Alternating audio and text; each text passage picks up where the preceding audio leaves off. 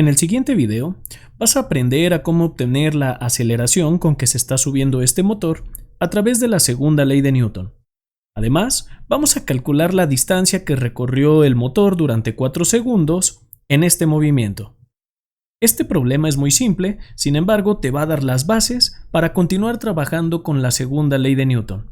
Cualquier duda o comentario que tengas al respecto, no dudes de comentarlo aquí en los comentarios de este mismo video, que con gusto lo voy a estar solucionando a la brevedad.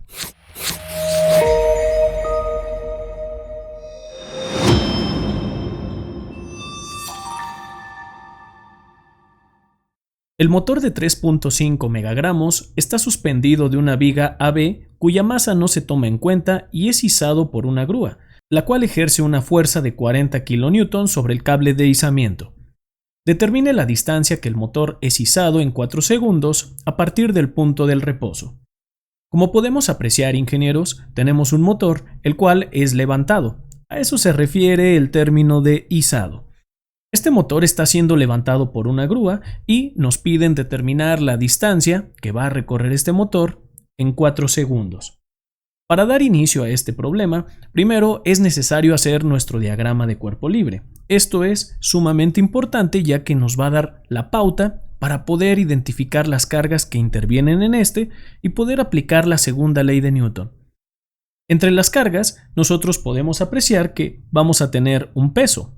Desde luego, este motor, a partir de su centro, vamos a poner un vector hacia abajo y a ese vector nosotros le vamos a llamar W, que es el peso de este motor. Por cierto, como puedes apreciar, nos están brindando la masa en megagramos.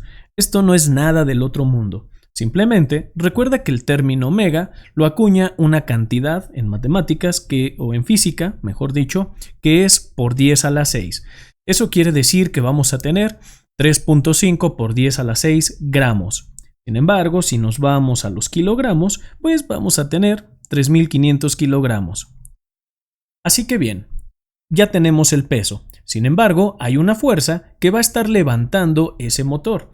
Y esa fuerza va a ir hacia arriba. Entonces, nosotros la vamos a identificar simplemente como F. Seguramente, tú te estás preguntando ¿y qué son estos ángulos? ¿Para qué nos sirven? En realidad, simplemente nos van a servir para decirnos que tanto esta cadena como esta cadena están cargando exactamente lo mismo al tener los mismos ángulos.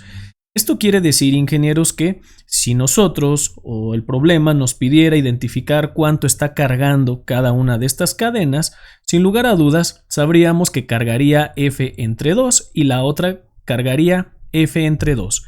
De tal modo que al sumar la carga de cada una de estas cadenas en ángulo de 60 grados, pues vamos a tener la F, que es la fuerza con la que la grúa está levantando el motor. Pero no es necesario, así que las vamos a quitar y vamos a trabajar con la fuerza F, que es la fuerza, vamos a llamarle para entrar en contexto, es la fuerza de izamiento del motor, la fuerza con que se está levantando.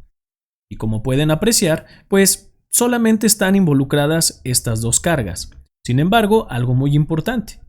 Acuérdense que cuando estamos utilizando segunda ley de Newton, es indispensable poner en nuestro diagrama de cuerpo libre el vector inercial.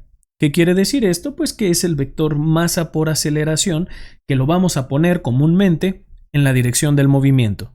En caso de que el objeto esté desacelerando, pues el resultado será negativo en la parte de la aceleración. Si está acelerando, va a quedar como positivo. Como nosotros no sabemos si está acelerando o está desacelerando exactamente, pues lo que vamos a hacer, aún así, es trazar nuestro vector inercial. Y este lo voy a trazar de mi centro hacia arriba, hacia el centro del centroide hacia arriba. Y le vamos a llamar masa por aceleración. Y listo. Observen cómo este vector de masa por aceleración es colineal con el vector de fuerza. Y ahora sí. Vamos a utilizar la segunda ley de Newton que nos dice que la fuerza o la sumatoria de estas fuerzas va a ser igual a la masa por la aceleración. Sin embargo, si nos vamos a un sentido más estricto, pues vamos a tener que la sumatoria de fuerzas en Y es igual a la masa por aceleración en Y. Recuerden que nosotros vamos a utilizar los términos del lado izquierdo como fuerzas externas. ¿Y cuáles son estas fuerzas externas en nuestro problema? Pues son las fuerzas que acabamos de poner en rojo.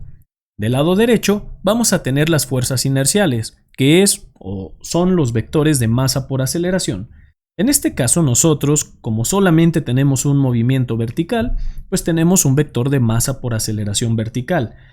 Como no hay velocidad o movimiento en la horizontal, pues quiere decir que no hay aceleración y por lo tanto el vector de masa por aceleración en x es igual a 0, aparte de que no tenemos ninguna carga actuando en x.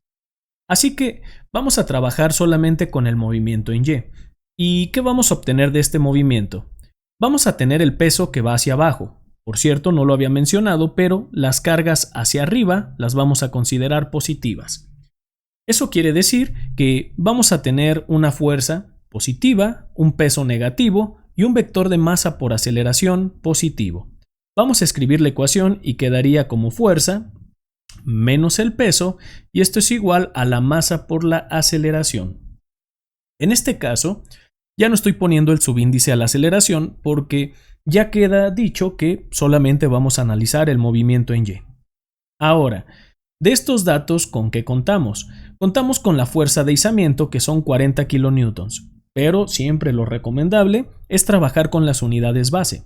Esto quiere decir que vamos a tener 40.000 newtons menos el peso. No se vayan a confundir, lo que nos está brindando el problema es simplemente masa. Para convertirla a peso, pues los 3.500 kilogramos que ya tenemos los vamos a multiplicar por la aceleración de la gravedad, que es de 9.81 metros sobre segundo al cuadrado, porque estamos trabajando con el Sistema Internacional de Unidades. Sistema métrico internacional para ser exactos. Hasta aquí ya tenemos la fuerza, ya tenemos el peso, y esto a qué va a ser igual. Esto va a ser igual a la masa, que son 3.500 kilogramos, y van a ir multiplicados por la aceleración. Así que, como pueden apreciar, tenemos una ecuación con solamente una incógnita, de tal modo que vamos a poder obtener el valor de esta aceleración. Y al despejarla vamos a tener un valor de 1.618. Esto nos va a quedar en metros sobre segundo al cuadrado. Como pueden apreciar, acabamos de encontrar la aceleración que está experimentando este motor mientras es subido. Ahora, simplemente vamos a utilizar algunas ecuaciones de la cinemática. Recuerden que la cinemática no analiza exactamente las fuerzas que producen el movimiento, pero no hay problema, porque esas fuerzas ya van involucradas aquí en la aceleración, van implícitas, así que sin ningún problema podemos utilizar las ecuaciones de la cinemática. A continuación te voy a mostrar las ecuaciones que dominan la cinemática para seleccionar la más adecuada para nosotros. Podemos apreciar que entre los datos tenemos, entre ello, vamos a tener la masa, además de que tenemos un tiempo. Contamos con la velocidad inicial, que es de 0, ya que nos están diciendo que estamos partiendo del reposo.